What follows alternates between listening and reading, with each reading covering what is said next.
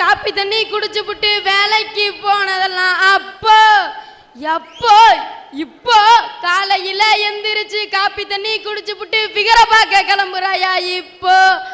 ஆமையா, நம்ம இளைஞன் 7 மணிக்கெல்லாம் எந்திரிச்சிட்டாயா. பல்லு வளர்க்குறானோ இல்லையோயா, அந்த பொண்ணுக்கு பிடிச்ச நல்லா டிப் டாப்பா டஸ்ட் பண்ணிட்டு காலையில மார்னிங் டியூஷன் போயிட்டு பத்திரமா கொண்டு போய் விடுறாயா. 9 மணிக்கு காலேஜ் கூட்டி கொண்டு போய் விடுறாயா. என் இனமாடா நீ. நன்றி குருவே. நானாவது 12th இருந்து தான் ஆரம்பிச்சேன், நீ இப்பயே கிளம்பிட்டியடா.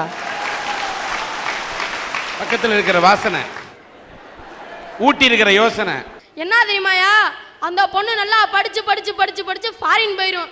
நம்மளு குட்டி சோத்துல உட்காந்து மறுபடியும் குட்டியை பார்க்க தான் ஆரம்பிப்பான். ஆமையா, கேட்டா சொல்றான், காதலிச்சா நாங்களாம் கவிஞன் ஆயிரும்ல அப்படின்னா. எப்படின்னு கேட்குறீங்களா? ஹைட்ரஜனும் ஆக்சிஜனும் சேர்ந்தா தண்ணி, நீ தாண்டி என் தம்பிக்கு அண்ணி அப்படிங்கிறாயா. இந்த அணியா என் பத்தாதுன்னு கல்யாணமான பொண்ணுக்கு எழுதுறான். அன்பே, நீயும் நானும் இணைந்தால் இந்தியாவும் இடைத்தேர்தலும் போல இணைந்து வாழலாம்னு. அதுக்கு அந்த பொண்ணு எழுதுறாயா, அன்பே, உன் இதய நாட்டில் இதய ஆட்சி புரிய திருமணம் எனும் திடீர் கூட்டணி வைக்க ஆசை நான். தற்பொழுது தாலி கட்டிய கணவனோடு நல்லாட்சி நடக்கிறது. இப்பொழுது இல்லை இடைத்தேர்தல், இனி வரட்டும் அடுத்த ஜென்மம் எனும் பொது தேர்தல். அதுவரை காத்திரு, நாம் இருவரும் நல்லாட்சி அமைக்கலாம்ங்கய்யா. ஃபோனில் லவ் பண்ணுறாங்கய்யா. இளைஞன் எடுத்து பேசுகிறான். ஹலோ, யார் பேசுறதுன்னா, நான் பிரியா பேசுகிறேங்குவா. நீ பிரியா தாண்டி பேசுகிற, நான் தாண்டி காசு போட்டு பேசுகிறேன் அப்படிங்கிறாயா. கார்த்திக்கு என்கிட்ட தான் படிக்கிறேன். இப்போத்தான் திருக்குறளில் 10 திருக்குறளை சொல்லுடான்னு சொன்னேன். பயலுக எவனுமே சொல்லலை. கொஞ்சம் குறைச்சிக்கிட்டேன், பாவம் சின்ன பயலாக இருக்காங்க. ஒரு 5ஆவது தெரியுமாடான்னு கேட்டேன். முதல்ல எந்திரிச்சு நின்றாயா எனக்கு தெரியாதுன்னு. இப்போ பாரு கவிதை வர்றியான். இப்படி இருந்தால் எப்படியா இளைஞர்கள் முன்னேற முடியும்? ஐயா, காதல் ஆரம்பிக்கிறது ஐஸ்கிரீம் பார்ல, முடிகிறது இன்னைக்கு டாஸ்மார்க் பார்லையா. இப்படிதான் இளைஞன் காதலில் விழுந்து காணாமல் போய் கொண்டிருக்கிறான். ஐயா, பாறைகள் மீது பயணப்படாவிட்டால் ஓடைகளுக்கு சங்கீதம் ஏது?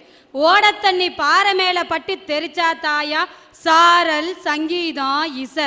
இந்த உண்மையை உணர்ந்தவன் தாயா இன்னைக்கு இருக்கக்கூடிய என்னுடைய இளைஞன். ஐயா, இன்னைக்கு அவன் பயணம் எப்படி இருக்கு தெரியுமா? புல்வெளி மீது பயணம் இல்லையா, பாறை மீதான பயணம் தாயா இன்னைக்கு என்னுடைய இளைஞனோட பயணம். வீட்டு விசேஷத்துக்கெல்லாம் எல்லாரும் போயிருப்போம், சாப்பிட்றதுக்கும் போயிருப்போம். அங்கே பரிமாறதுக்கு ஒரே யூனிஃபார்ம் போட்டு பசங்கள்லாம் நிற்பாங்க, பார்த்துருக்கீங்களா? அவங்கெல்லாம் யாருன்னு தெரியுமாயா உங்களுக்கு? பள்ளிக்கூடத்துலையும் கல்லூரியிலையும் படிச்சுக்கிட்டு பார்ட் டைம் ஜாக்கிற என்னுடைய ஸ்டூடெண்ட்டியா. அதாயா வேதனையாக இருக்குது. படிக்கிற வயசுலையே தான் குடும்ப பாரத்தை சுமக்கிறதுக்காக அவன் வேலைக்கு போகிறாயா. அப்படிப்பட்ட இளைஞனை பார்த்து வெட்டியா பொழுத வீணடிக்கிறான்னு பேசுதையா. அதுதாயா வேதனையாக இருக்குது. ஐயா, பூக்களின் புன்னகை தெரிந்தவனுக்கு வேர்களின் வியர்வைகள் தெரிவதில்லை. ஐயா, பூவோட சிரிப்பை பார்த்து ரசிக்க தெரிஞ்சவனுக்கு அந்த வேர் மண்ணுக்குள்ள படுற கஷ்டம் தெரியாதியா.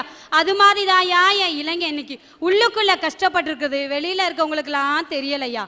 ஐயா, வாத்தை பார்த்துருப்போம் எல்லாரும், அது எவ்வளவு அழகா நீந்தும், எவ்வளவு அழகா போகுது, எப்படா நீந்துது நம்மளா ரசிச்சிருப்போம். தண்ணிக்கு அடியில் எவ்வளவு வேகமா அது பெடல் பண்ணணும் தெரியுமா?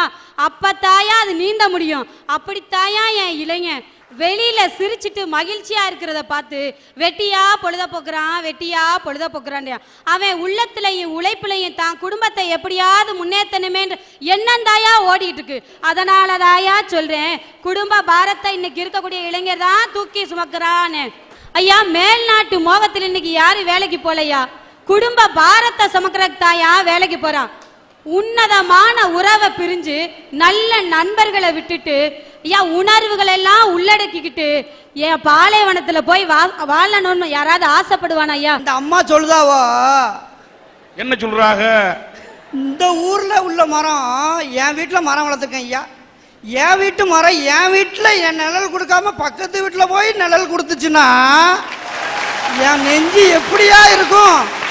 இங்கே வேலை பார்க்காம இங்கே இன்ஜினியர் படிச்சுட்டு இங்கே மருத்துவம் படிச்சுட்டு வெளிநாட்டில் போய் அமெரிக்காவில் என்ன ஏயா அமெரிக்காவில் வேலை பார்க்கயான்னு எங்கள் இன்ஜினியர் காலேஜ் எங்கள் மருத்துவக் கல்லூரியும் படிக்க சொல்லி கொடுத்துச்சு. என்னாச்சு? எல்லாரும் தமிழ்நாட்டில் பிறந்திருக்கான். தமிழ்நாட்டில் தமிழ் விட்டு நம்ம விட்டு பிள்ளைங்கெல்லாம் தமிழில் பேசினா யாருக்கு பிடிக்குது? Mummy daddy. ஆங்கிலத்தில் பேசினா யாரும் பிடிக்குது? நல்ல வித்துலாம் வெளிநாட்டுக்கு போயிட்டுனா என் ஊர்ல சொத்தையா வச்சு நாங்க இது பண்ண முடியும்? வாஞ்ச டாக்டரையும் வாஞ்ச இன்ஜினியர்ட்டையும் நாம வைத்தியம் பார்க்க முடியும்? ஐயா, எப்ப தெரியுமா அந்த பாலைவன பூமி கூட சோலைவனமா மாறும்? அவன் மனைவி அன்பா எழுதின கடிதம் வர்ற நாளும் அவன் மகனோ மகளோ அப்பான்னு சொன்ன முதல் வார்த்தையை கேட்காம ரெக்கார்ட் பண்ணி வச்சு அதை டெலிஃபோன்ல நம்ம பிள்ளை பேசுறத கேளுங்கன்னு அந்த அவங்க வீட்டுல இருந்து போட்டு கேட்பாங்களையா, அந்த டெலிஃபோன் சத்தத்துலயா கண்ணீர் வடிச்சுக்கிட்டு இருக்கான்.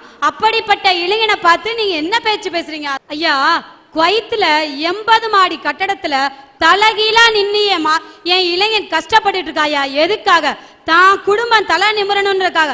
அவன் பாதாளத்தை பார்த்தாலும் தான் குடும்பத்தை வாணும் அளவுக்கு உயர்த்தணும்னு கஷ்டப்படுறானே, இன்னும் தொங்கிக்கிட்டு இருக்கானே, அந்த இளைஞன் குடும்ப பாரத்தை தூக்கி சுமக்கிறான் தாயா பேச வந்திருக்கிறேன். அந்த தலகளா தொங்கிட்டு இருக்க கயிறு ஒரு நிமிஷம் அருந்து விழுந்துச்சுன்னு வச்சுக்கோங்க, கந்து வட்டிக்கு கடனை வாங்கி அனுப்பின பெத்தவங்க கனவுளோடு இந்தியால காத்துட்டு இருப்பாங்க.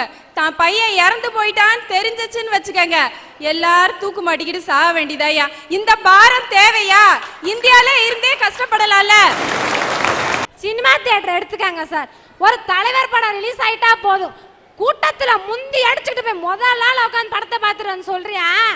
ஏய், தலைவர் படத்தை முதல் நாள்ல முதல் டிக்கெட்ல பார்த்துட்டோம்லன்னு சொல்றான் சார். இதுவா சார் இன்னைக்கு இளைஞனோட சாதனை?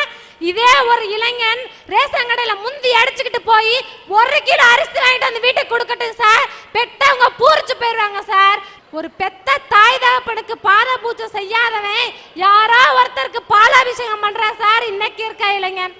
நம்ம காந்தியடிகள் சொல்லுவாரு, ட்ரெயின்ல போறப்ப தான் எல்லா லெட்டருமே நான் எழுதுவேன், ஏன்னா ட்ரெயின் பயணம் கூட வேஸ்ட் ஆகக்கூடாதுன்னு அவர் நினைக்கிறாரு சார். அப்ப கூட இருந்த ஒருத்தர் கேட்டாராம், ஏன் தாத்தா உங்களுக்கே வயசாயிருச்சே, நீங்க படுத்து ரெஸ்ட் எடுக்க வேண்டியதானே அப்படின்னு சொன்னாராம் சார்.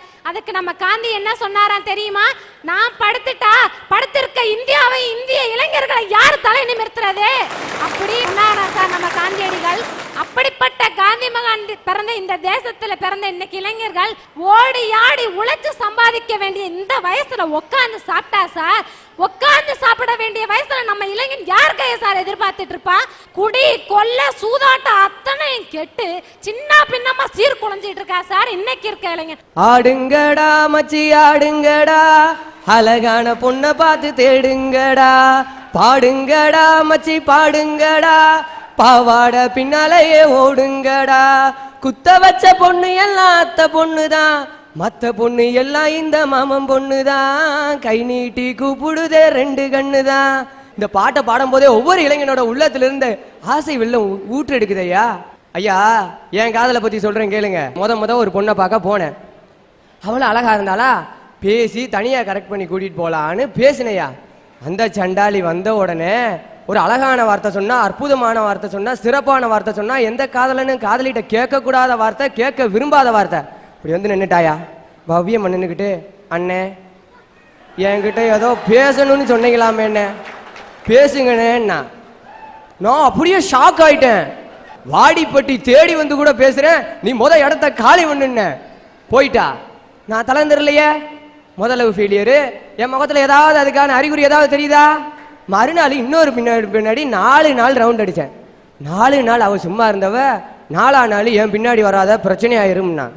என்னம்மா பிரச்சனை ஆயிரும்னு கேட்டதுக்கு சொல்கிறாயா, என் பின்னாடி எங்கள் அக்கா வர்றான்னா.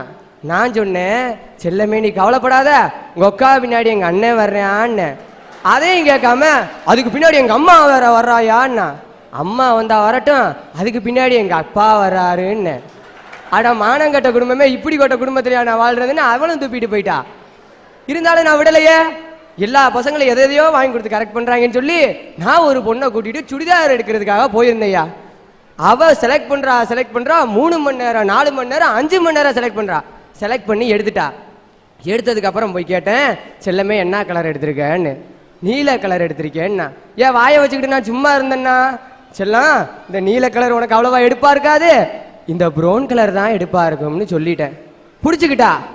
ராம், இதை எடுக்காட்டினா என் மனசு சங்கடப்படும், இதை எடுக்காட்டினா உங்க மனசு சங்கடப்படும், 2 எடுத்துக்கிறட்டான்ட்டா. என் பாக்கெட்ல இருந்தது சமஸ்டி பீஸ் கட்ட வச்சிருந்தது 750. கொடுத்துட்டு வந்தவொடனே வெளியில சொல்றா வந்து, ராம் நீங்க ரொம்ப நல்லவரா இருக்கீங்க, அதனால ஐ லவ் யூன்னு சொல்லிட்டு போயிட்டா. இதுல இருந்து என்ன தெரியுது? ஏல நீ உருப்பட மாட்டேன்னு தெரியுது மாப்பிள. அதுதான் இல்ல, அதுதான் இல்ல. இந்த லவ் எங்களுக்கு என்ன கத்து கொடுக்குதுன்னு தெரியுமாயா? ஊக்கத்தை கத்து கொடுக்குதியா, முயற்சியை கத்து கொடுக்குதியா. ஒரு தடவை தோல்வி அடைஞ்சிட்டா விட்டுறாத, போராடு போராடு போராடு போராடுன்னு மூணாவதா ஒரு அழகான லவ்வரை எனக்கு காட்டுச்சு. அந்த காதலை பத்தி தப்பா பேசுறதுக்கு இத்தனை பேர் வந்திருக்கீங்கன்னு நினைக்கும் போது எனக்கு ரொம்ப வருத்தமா இருக்கியா. ஒவ்வொரு இளைஞனுக்கும் வழி நடத்துறதுக்கு யார் இருக்கான்னு தெரியுமாயா? அவனோட காதலி தான்யா. நிறைய கத்து கொடுக்குறாயா, சகிப்பு தன்மையை கத்து கொடுக்குறாயா. அவளை பார்க்கறதுக்காக போறான், பஸ்ல ஃபுட்பால்ல தொங்குறான், டிரைவர் திட்டுறாரு, அட்டா நாசமா போறவன, உருப்படாத பையில, தர்த்திரம் பிடிச்சவன, ஏன்டா நானே 6 மாசம் சஸ்பெண்ட் ஆனதுக்கு பிறகு இப்ப இருந்தே வந்திருக்கேன், ஏன்டா அப்படி வெளியே தொழில் வந்து தொல்லடா அப்படிங்கிறாரு. அதையெல்லாம் நாங்க சகிச்சுக்கிறோம். அவர் திட்டினது பார்த்தா கண்டக்டர் வேற, வவ்வாலுக்கு பிறந்த பயம் உள்ள எப்படி தொங்குதுன்னு, இதெல்லாம் உருப்படுறதா, சென்ற எத்தனை இடம் இருக்குல்ல, வந்து தொலை நாயே அப்படிங்கிறாரு. அதையும் தாண்டி சகிச்சுக்கிட்டு நாங்கள் அவங்க போய்கிட்டு இருக்கோம். அவங்க கோயிலுக்கு போவாங்கய்யா, அவங்க பிரகாரத்தை சுற்றுவாங்க, நாங்கள் அவளை சுற்றுவோம். பிரகாரத்தை அவ சுத்த, அவளை நான் சுத்த, என்ன அவ சுத்த, அவளை நான் சுத்த, அவளை நான் சுத்த, என்ன அவ சுத்த. இப்படியே 9 மணி ஆகி போச்சு. ஐயர் வந்தார், டே அம்பி காலையில் 6 மணிக்கு சுற்ற ஆரம்பிச்சது நைட்டு 9 மணி வரைக்கும் சுத்துறே இல்லையடா, விலங்குவேலா அப்படின்னு சொல்லி திட்டுறாரு. அந்த இடத்துலையும் நாங்கள் சகிப்பு தன்மையை வர வச்சது என்னோட காதல் தானே சார். அப்படித்தான் போய் இதே ஞாபகத்தில் வீட்டில் போய் படுத்துட்டேன். படுத்து அழகே பிரம்மனிடம் மனு கொடுக்க போயிருந்தேன், நீ என் மனைவியாக வேண்டுமென்று, ஆண்டு பல காத்திருக்க வேண்டுமென்று அவன் சொன்னான், ஆயுள் வரை காத்திருப்பேன் என்று நானும் சொல்லி வந்தேன். சொல்லி முடிக்கிறக்குள்ள உடனே ஒரே அடி. யாரும் அதுன்னு பாக்குறேன், எங்க அப்பா. ஐயா ஏடா மாப்பிள, என்ன மாமா பொண்ணு இருக்கா? நான் எங்க அக்கா மகனே ஒன்னு பாசத்தோட எல்லாம் மாப்பிள்ளைன்னு கூப்பிட்டா, திருநெல்வேலிக்காரனுக்கே அல்வாவா, நாங்க உலகத்துக்கே அல்வா கொடுத்துட்டு இருக்கட்டா. நான் அன்பா மாப்பிள்ளைன்னு சொன்னா உன் வீட்டுல பொண்ணு இருக்கான்னா, அதாவது இதே மாதிரி தான் எங்க ஊர்லயும் இடக்கு மடக்கு பயில நிறைய உண்டு. இல்லை இன்னும் கல்யாணம் முடியலன்னா உன் வீட்டுல பொண்ணு குத்த வச்சிருக்காங்க. இந்த மாதிரி பயிலோட்ட பேசும்போது கொஞ்சம் அடக்கி தான் பேச வேண்டியிருக்கு. ஐயா நான் 9th பாஸ் பண்ணதுக்கு காரணமே என்னோட காதலி தான் ஐயா. எப்படின்னு கேட்பையா, டெய்லி டியூஷன்லாம் ஒன்றும் எடுக்கல. நான் ஒரு வாத்தியார் மகளை லவ் பண்ணேன்னா லெட்டர் எழுதி வச்சிருந்தேன். லாஸ்ட் எக்ஸாமு எழுதி முடிச்ச உடனே எக்ஸாம் பேப்பரோட லெட்டர் எழுதி கொடுத்துட்டேன். வீட்டில் வந்து பார்க்குற லெட்டரை காணும். ஐயோ லெட்டரை காணமே அப்படின்னு சொல்லிட்டு மறுநாள் போய் அவட்ட கேட்டேன், எம்மா உனக்கு எழுதின லெட்ரு உங்கள் அப்பாவோட எக்ஸாம் பேப்பரில் போயிருச்சு என்ன, ஏன்டா அறிவு கட்டவனே அதுலேயே வச்சு விடுவேன்னு பார்த்துட்டாளா அப்படின்னு கேட்டதுக்கு சொன்னாயா, அந்த பாவி மனுஷன் அதை திருத்தி 60 மார்க் போட்டிருக்காரா, நீ பாஸ் பண்ணிட்டேன்னு சொன்னாலே அந்த இடத்துல பாருங்கய்யா என்ன ஜெயிக்க வச்சது அந்த காதல் தானே. அதையாவது ஒழுங்கா தப்பு இல்லாம எழுதிருந்தீங்கன்னா 100 மார்க் கிடைச்சிருக்கும்லனே. ஐயா எங்க பக்கத்து வீட்டுல ஒரு பையன் எல்லா கெட்ட பழக்கத்தையும் தன்னகத்தை கொண்டவனா இருந்தான். கஞ்சா, தண்ணி, தம்மு, பீரு, பிராந்தின் எல்லா கெட்ட பழக்கமும் கொண்டவனா இருந்தான். அவங்க அப்பா அம்மா சொல்லி பார்த்தாங்க, டே இது வாழ்க்கைக்கு ஒத்து வராதுரா, உனக்கு சீரழிச்சிருன்னு சொன்னாங்க, கேட்கல. அவனோட ஃப்ரெண்ட்ஸ் சொன்னாங்க, கேட்கல. உறவுக்காரவங்க சொன்னாங்க, கேட்கல. ஆஸ்பத்திரியில் போய் அட்மிட் பண்ணாங்க, டாக்டர் ட்ரீட்மெண்ட் கொடுத்தாரியா, அதுக்கப்புறமும் கேட்கல.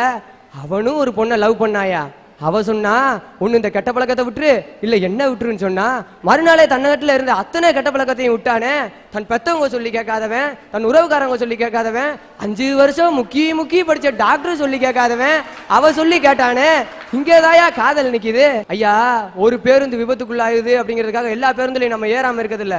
அது மாதிரி தாயா ஒரு காதல் தோல்வியில முடிகிறதுக்காக எல்லா காதலையும் தப்பா பேசுறது எந்த வகையிலையா நியாயம்? அதனாலதான் சொல்றேன், இன்றைய இளைஞர்கள் காதலிச்சு காணாம போகல, என்ன மாதிரி வெற்றி அடைஞ்சுக்கிட்டு தான் இருக்காங்கன்னு சொல்றேன். ஒரு பேருந்து மோதுனா எல்லா பேருந்தும் மோதாது, நான் ஒத்துக்கிறேன். ஆனா அந்த ஒரு பேருந்து மோதுனதுக்காக எல்லாம் பயப்படுவாங்க, அந்த பேருந்து மோதிருமோன்னு. அந்த பயம் இன்னைக்கு எல்லார் பெற்றோர் மனசை உருவாக்கிட்டு இருக்கியா. என் நண்பன் 12th நல்ல மார்க் எடுத்துட்டான், இன்ஜினியரிங் போக முடியல, குடும்ப பாரம், என்ன பண்றது, டிகிரி கோர்ஸ் எடுத்து படிக்கிறான். அங்க படிக்க முடியல, செமஸ்டர் ஃபீஸ் கூட இன்னும் கட்டல. அந்த கஷ்டத்துலயும் நைட்டும் பகலுமா பெயிண்ட் அடிக்கிற வேலைக்கு, தோட்டத்து வேலைக்கு, எல்லா வேலைக்கும் போறான். என்ன பண்றது, அவனுக்கும் காதல் வந்துச்சு. அன்ன வரைக்கும் குடும்ப பாரத்தை தூக்கி சுமந்துக்கிட்டு இருந்த அவன் அந்த காதல் எங்கேயோ படிக்கிறானா, அவளை போய் பார்க்கறதுக்காக அந்த காசு செலவழிக்கிறாயா. குடும்ப பார்த்து தூக்கி சுமந்துகிட்டு இருந்த இலங்கை ஏன் அந்த காதல் நோய் வந்தவனே தடுமாறி போறான்? இலங்கை இருக்காயா அப்படி, ஆனா அந்த காதல்ங்கிற நோய் வந்தவனே அவன் மாறி போயிடுறான். என்னால தனியா குடும்ப பாரத்தை சமக்க முடியல, அதனாலதான் அவளையும் துணைக்கு கூப்பிட்டு 2 பேரும் சேர்ந்து சமக்கிறோம்மா.